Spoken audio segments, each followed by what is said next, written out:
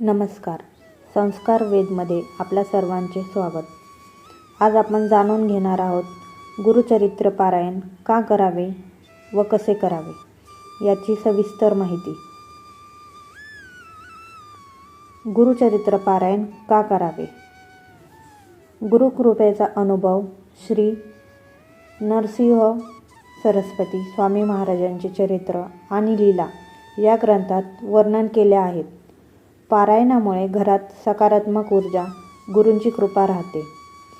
मन शांती व संकट निवारण, आयुष्यातील मोठे अडथळे, मानसिक ताण, कौटुंबिक किंवा आर्थिक अडचणी दूर होण्यासाठी सद्गुरूंचे स्मरण व ग्रंथपारायण उपयुक्त ठरते.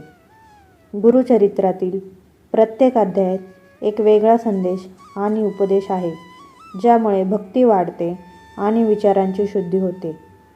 विशिष्ट प्रामाणिक इच्छेच्या म्हणजेच आरोग्य, प्रगती, संतान प्राप्ती, पूर्ततेसाठी संकल्पपूर्वक पारायण केले जाते.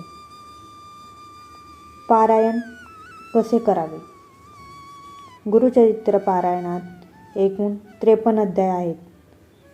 पारायण सामान्यतः 7 दिवसांचे किंवा 3 दिवसांचे असते. पारायणाची पद्धत व पूर्वतयारी व नियम.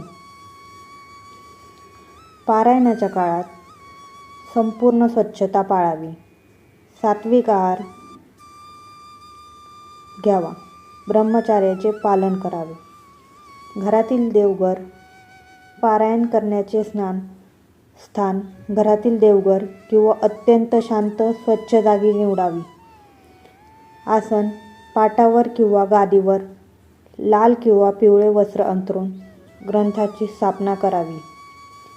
जर आपल्याकडे ग्रंथ नसेल तर आत्ताच्या युगात डिजिटल म्हणजेच मोबाईलवर PDF स्वरूपात गुरुचरित्र मिळते, त्यावरूनही आपण गुरुचरित्र पारायण करू शकतो.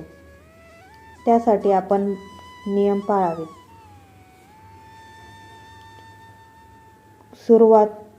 पारायणाची सुरुवात गुरुवारी किंवा कोणत्याही शुभ मुहूर्तावर करावी. दैनिक वाचनाची पूजा पद्धत. सकाळी स्नान उरकून स्वच्छ कपडे परिधान करावेत. ग्रंथाची आणि श्री दत्त महाराजांच्या प्रतिमेची किंवा पादुकांची पूजा करावी. हळद, कुंकू, अक्षता, फुले, धूप, दीप. सुरुवातीला गणपती, कुलदैवत आणि श्री गुरूंचे स्मरण करून संकल्प करावा. शांत चित्तेने स्पष्ट उच्चारात आणि न थांबता ठराविक दिवसाचे अध्याय वाचावेत. वाचन सुरू असताना मध्येच उठणे किंवा बोलणे टाळावे. रोज वाचनानंतर श्री दत्त महाराजांना सात्विक अन्नाचा किंवा दूध साखरेचा नैवेद्य दाखवून आरती करावी. समाप्ती दिवशी अध्याय पूर्ण झाल्यावर श्लोक, आरती आणि प्रार्थना करावी. शक्य असल्यास 7व्या दिवशी किंवा 3ऱ्या दिवशी शिरा, गोड नैवेद्य उदाहरणार्थ शिरा करून नैवेद्य दाखवावा आणि किमान एक ब्राह्मणाला किंवा बालकाला किंवा दत्तभक्ताला भोजन द्यावे.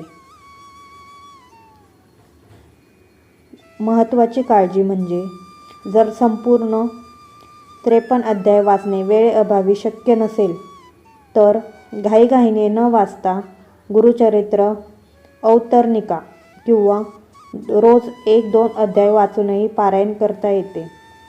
भक्ती, श्रद्धा आणि आचारशुद्धी या 3 गोष्टी गुरुचरित्र पारायणात सर्वात महत्त्वाच्या आहेत. धन्यवाद.